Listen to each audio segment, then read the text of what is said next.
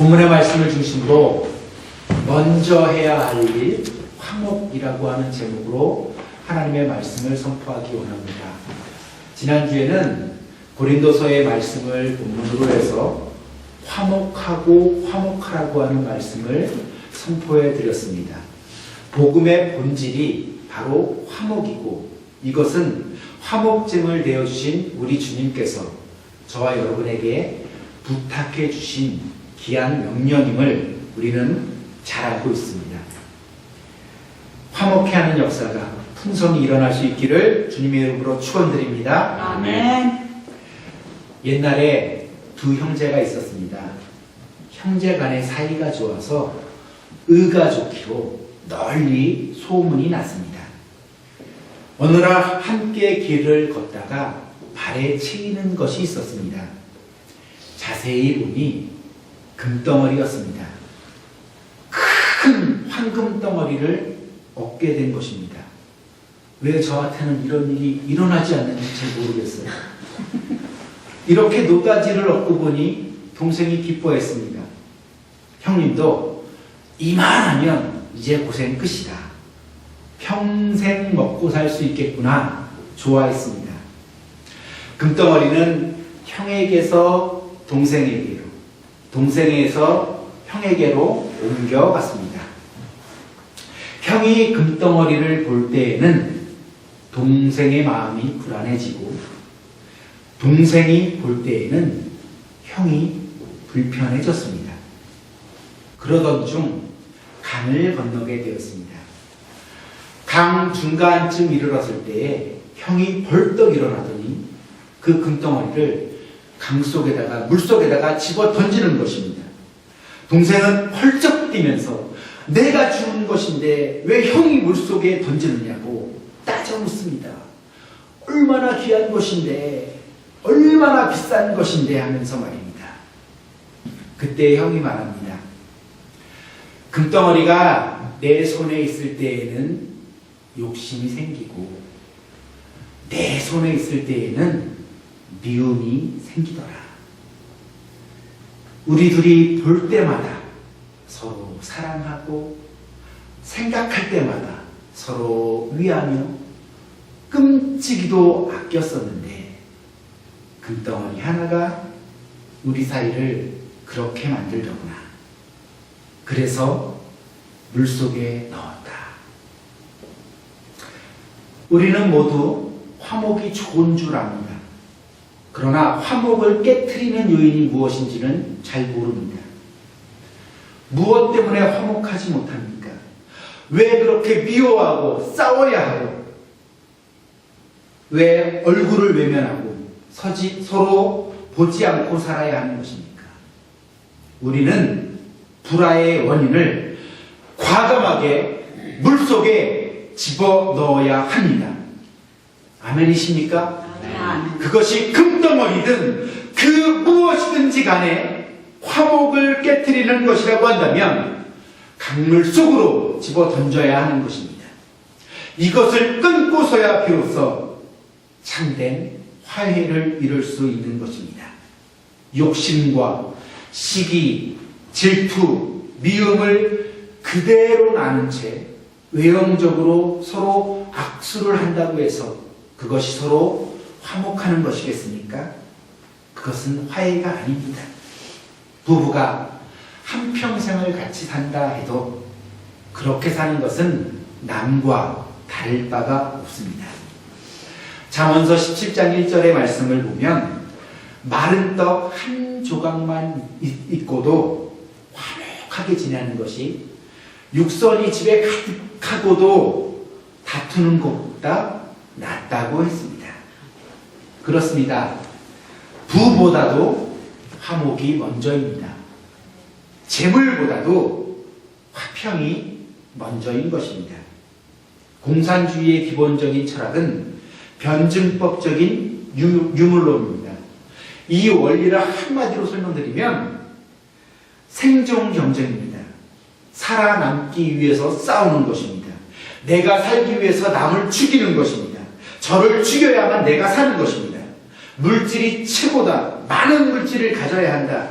투쟁하고 빼앗아도 괜찮다. 이 얼마나 무서운 생각입니까? 어쩌면 우리들은 알게 모르게 이 생각에 동조하고 있는 것은 아닌지 모르겠습니다. 어항 속에 금붕어 두 마리가 살고 있었습니다. 하나는 조금 크고 다른 하나는 작았습니다. 하루는 큰 금붕어가 생각하기를 저 녀석만 없으면 내가 더 많이 배부르게 먹을 수 있을 텐데 배고파서 못 살겠구나. 그리고 마침내 작은 물고기를 물어 죽였습니다. 그리고 이제는 주인이 주는 먹이를 혼자 다 먹을 생각에 기쁘고 들뜬 마음이었습니다. 작은 물고기의 죽은 사체는 썩었고 냄새를 풍겼고 독을 발하기 시작했습니다. 그 물을 먹게 된 큰 물고기도 결국은 따라서 죽게 되었습니다. 저가 죽으면 나도 죽는다는 것을 몰랐습니다. 동반자살입니다. 이것을 알아야 합니다. 성경은 말씀합니다. 함께 더불어 사는 삶이 아름다운 삶이라고, 저가 살아야 내가 사는 것이라고, 이것이 복음이고 하나님의 법칙임을 우리는 잊지 말아야 할 것입니다. 본문은 먼저 화목하라고 말씀하고 있습니다. 먼저에 해당되는 프로토스라고 하는 헬라어는 영어로 first입니다. 첫째입니다. 이것은 시간적으로 첫 번째라고 하는 말이 아닙니다. 모든 것보다 최우선, 그런 뜻을 지는 첫째입니다. 무엇보다도 먼저 해야 할 일이라는 것입니다. 최우선적으로 먼저 화목하라. 하나님 앞에 제사를 드리는 것보다도 먼저, 기도하는 것보다도 먼저, 예배를 드리는 것보다도 먼저, 가장 먼저 화목하라. 화목이 먼저입니다. 화목이 없는 예배, 화목이 없는 제사, 화목이 없는 기도, 화목이 전제되어져 있지 않은 그 무엇을 한다고 해도 아무런 소용이 없다는 것입니다. 화목을 대단한 선행처럼 생각하지 마시기가 바랍니다. 왜냐하면 이것은 가장 기본적인 것이기 때문입니다. 화목을 큰 덕목 중에 하나라고도 생각하지 마시기 바랍니다. 이것은 존재의 방식일 뿐입니다. 본문은 아델포스라고 하는 형제라고 하는 말이 강조되어져 쓰여져 있습니다. 특별히 초대교회에서는 예수 믿는 사람의 별명이 형제였습니다. 예수를 믿는 순간부터 다 형제요, 다 자매입니다. 아래와 위가 없습니다. 남녀노소가 없습니다. 남자와 여자도 없습니다. 주인과 노예도 없습니다. 그래서 사도행전에 보면 모두가 다 한 형제, 자매인 것입니다. 형제란 무엇입니까? 예를 들어 보겠습니다. 한 아버지가 있었고 두 아들이 있습니다. 한 아버지입니다. 한 아버지의 같은 자녀라는 것입니다. 피는 물보다 진합니다. 이것은 숙명적인 관계라고 하는 것입니다. 내가 만들어낸 것이 아닙니다. 태어나면서부터 자동적으로 주어지게 된 것입니다. 본질적인 것입니다. 여기에는 무슨 이권이 있는 것도 아니고 좋고 나쁜 것이 있어서 된 것도 아닙니다. 한 아버지라고 하는 뿌리가 두 형제를 하나로 묶어주는 것입니다. 존재의 문제입니다. 형제이기 때문에 같이 기뻐하고 같이 슬퍼하며 하나가 되는 것입니다. 저가 살면 나도 살고, 저가 기쁘면 나도 기쁘고, 저가 아프면 나도 아픕니다. 예수님을 구주로 영접한 사람들은 예수 그리스도의 그 거룩하신 보혈의 피로써 하나가 된 하나님의 자녀요, 한 형제입니다. 한 자매입니다. 그리스도인들은 이러한 의미에서 진정한 형제입니다. 믿으십니까? 아멘. 독일을 대표하는 유명한 신학자요 목회자였던 보네토 목사님은 형제가 하는 말을 더 이상 들을 수 없는 사람들에게는 얼마 가지 않아서 하나님의 말씀도 들려지지 않을 때가 올 것입니다 라고 경고했습니다. 자세히 주의해서 들어야 할 말씀입니다. 형제와 불화해서 형제의 말이 들리지 않습니다. 안 듣습니다. 듣지 않기로 결심했습니다. 그러면 머지않아서 하나님의 음성도 들리지 않게 될 것입니다. 우리는 이 점을 깊이 명심해야 합니다. 참으로 그렇습니다. 우리가 형제와 화목하지 못하고 화해하지 못하면 숙명적인 관계를 깨트리는 것이 되고 아버지의 마음을 슬프게 하는 것이 되기에 자녀로서의 도리를 다하지 못하게 됩니다. 그리고 더 나아가서는 자녀로서의 지위까지도 상실하게 된다는데 그 심각성이 있습니다. 형제에 대해서 어떻게 하게 될 때 하나님의 심판으로 자녀의 신분을 상실하겠습니까? 본문은 세 가지로 설명해 주고 있습니다. 분노하고 노를 바라는 것입니다. 라가라 하고 미련한 놈이라고 말하는 것입니다. 그러면 심판을 받게 되고 공회에 잡혀서 넘겨지게 되고 분명하게 오늘 마태복음 5장 증거해 주고 있습니다. 지옥불에 들어가리라. 예수님의 산상수훈의 말씀입니다. 얼핏 보면 보통 있는 일입니다. 우리는 흔히 병신, 미친놈, 망할놈, 문둥이 자식 이렇게 말합니다. 우리로서는 편히 쓰는 말 같은데 이스라엘 사람들에게는 그렇지가 않습니다. 이스라엘 사람들은 말을 중요하게 생각합니다. 왜냐하면 이 말이 곧 축복이 되기도 하고 저주가 되기도 하기 때문입니다. 민수기 14장을 보게 되면 백성들이 하나님을 향하여서 원망할 때 하나님께서 이렇게 말씀해 주셨습니다. 그래, 너희 그렇게 원망하느냐? 내 귀에 들린 대로 그대로 행해 주리라. 너희의 시체가 광야에 엎드려질 것이라 말씀하셨습니다. 말 조심해야 합니다.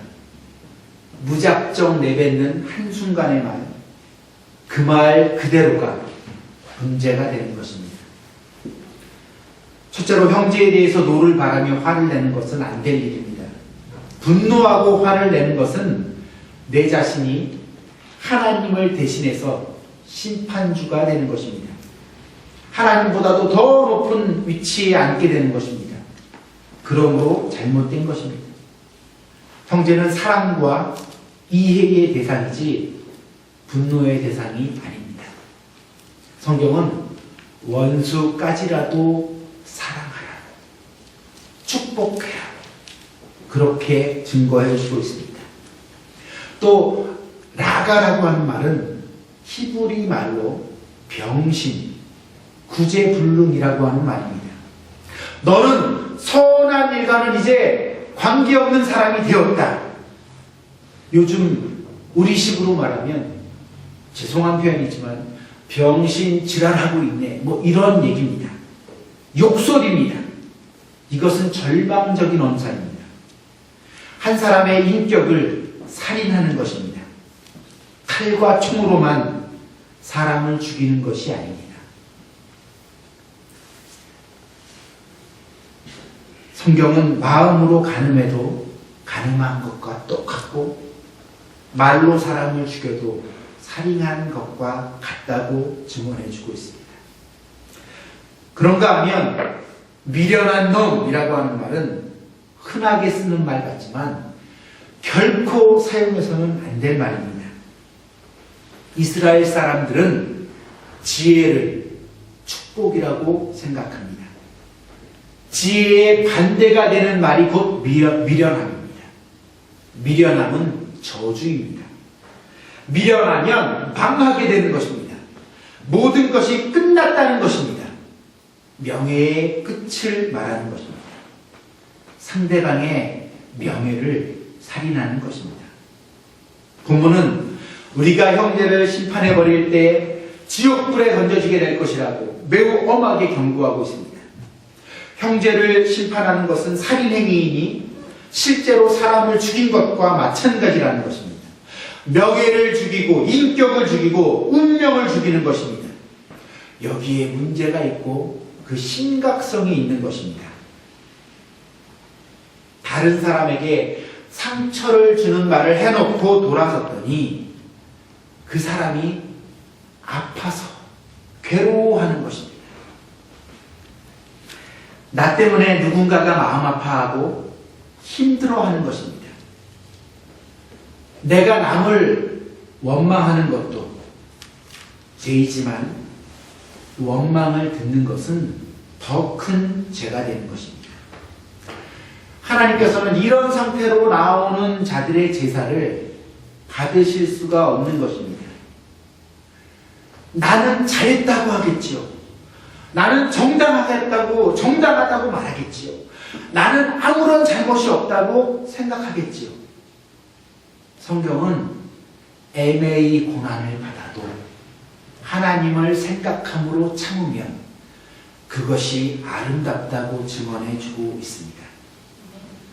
정당하고 안 하고의 문제가 되는 것이 아닙니다.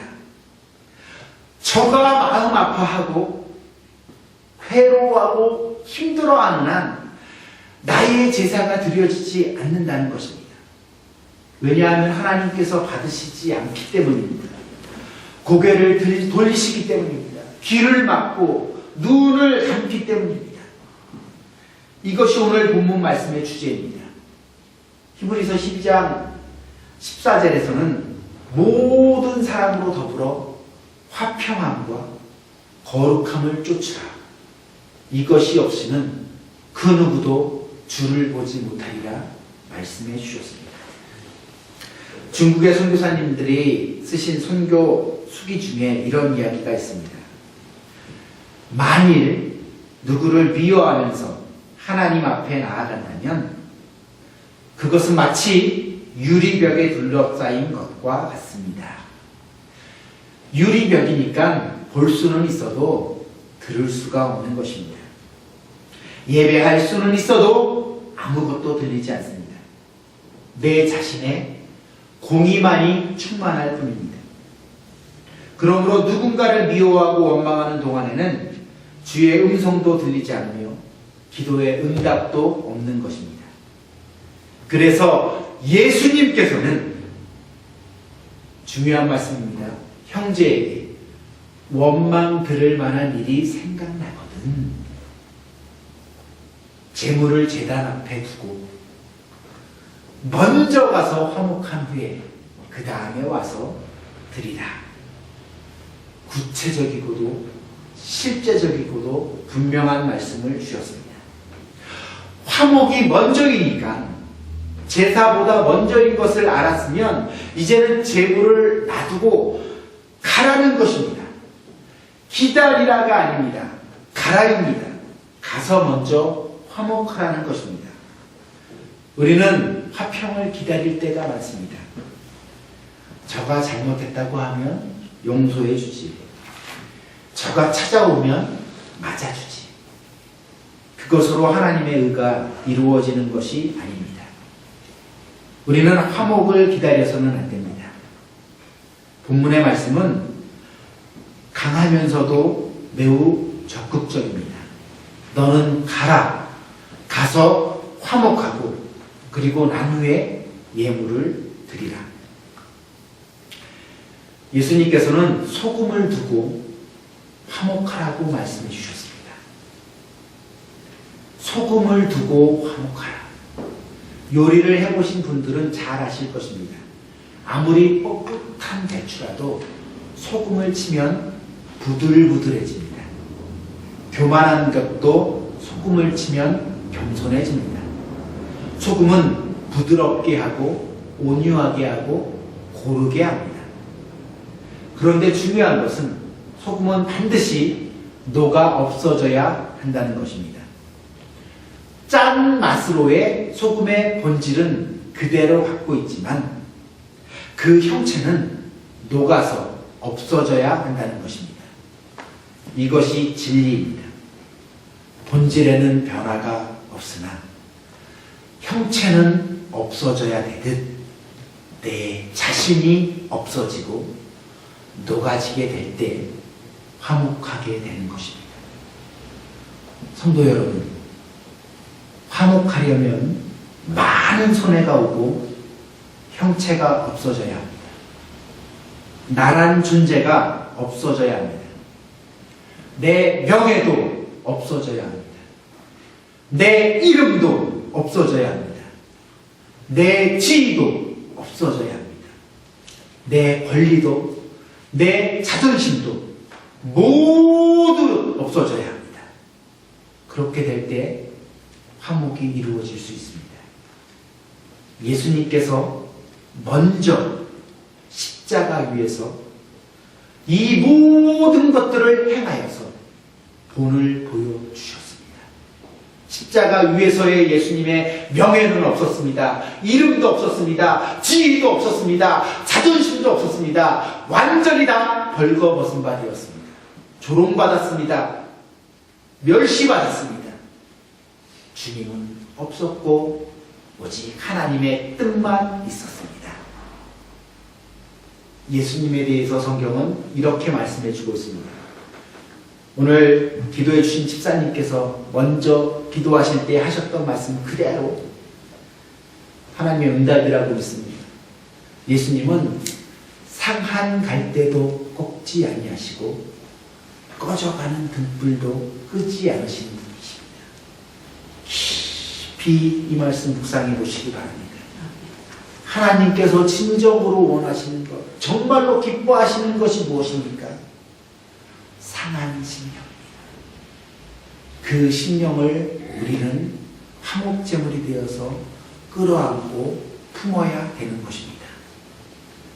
에베소서 2장은 예수님께서 십자가로서 둘을 하나로 만드셨다고 증거해 주고 있습니다. 무엇을 말하는 것입니까? 예수님께서는 화목제물로서 원수되었던 죄인들, 우리들을 하나님과 하나가 되게 해주셨습니다. 곧 십자가 없이는 하나됨이 없다는 것입니다.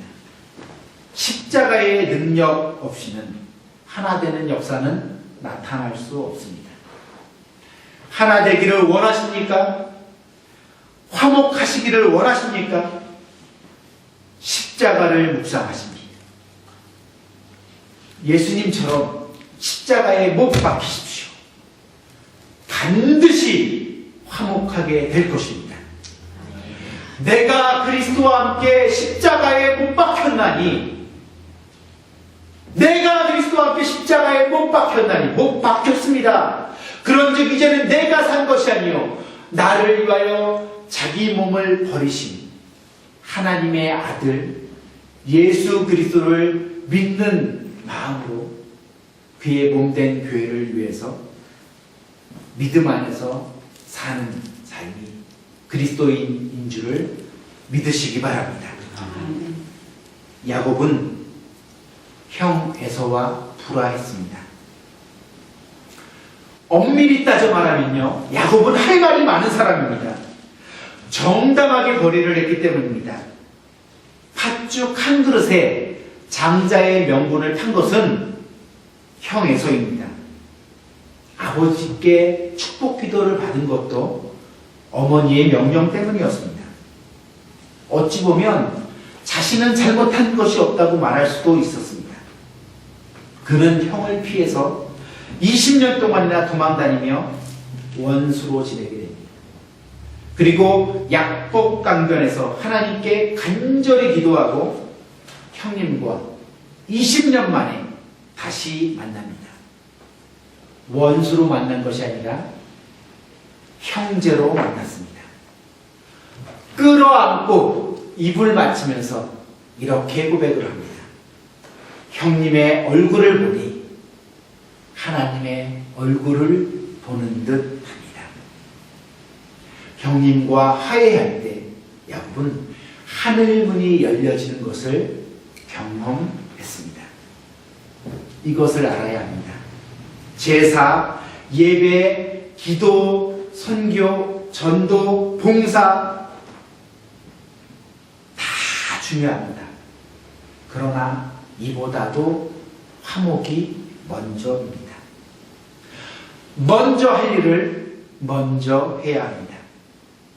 그리고 난 후에 기도하고 찬송하고 예배해야 합니다. 산상수훈을 통해서 예수님께서 귀한 말씀을 해주셨습니다. 화목해 하는 자들은 복이 있나니 저희가 하나님의 아들이라 일컬음을 받을 것이며 화목해 하는 자들에게 복이 있다. 그들이 진정 하나님의 아들들이다. 하나님의 딸들이다. 사랑하는 성도 여러분, 화목제물이 되어 주십시오.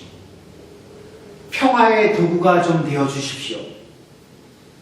화목을 위해서 우리 각자에게 주어진 십자가를 우리 예수님처럼 우리 주님 본받아서 져주시기를 부탁드립니다.